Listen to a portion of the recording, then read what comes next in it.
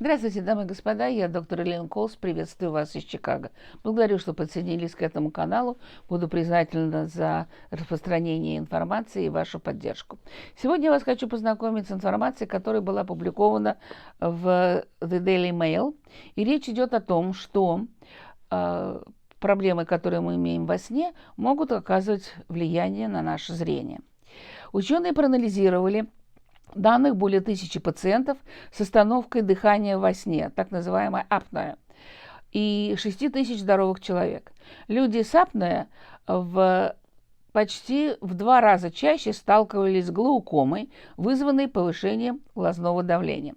Даже храп провоцирует инсульты и болезни сердца из-за сужения сонных артерий, главных сосудов, которые питают головной мозг кровью.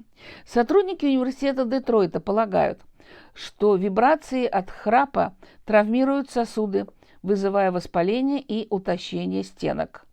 И первая стадия атеросклероза таким образом развивается у нас с вами во сне. Храп также провоцирует отвердевание артерий и образование на их стенах так называемых бляшек. В свою очередь, нехватка сна может провоцировать развитие рака. И у мужчин, плохо спящим по ночам, в 2 раза чаще диагностируется рак простаты, к примеру.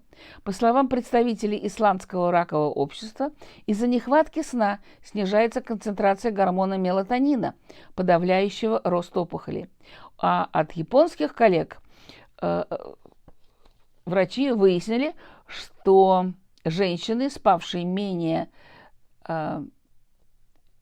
6 часов за ночь, на 60% чаще имели рак груди по сравнению с теми, кто спал хотя бы 7 и более часов. Так что качество вашего сна, сколько часов вы спите, и, кстати, во сколько вы ложитесь спать и встаете, имеет важное, принципиальное и очень необходимое для оценки значение вашего здоровья. И эти проблемы, храп, апноэ и количество часов, проведенных во сне, можно достаточно легко регулировать. Поэтому главное, нужно на это обратить внимание. Так что, кто предупрежден, тот вооружен. Будьте здоровы!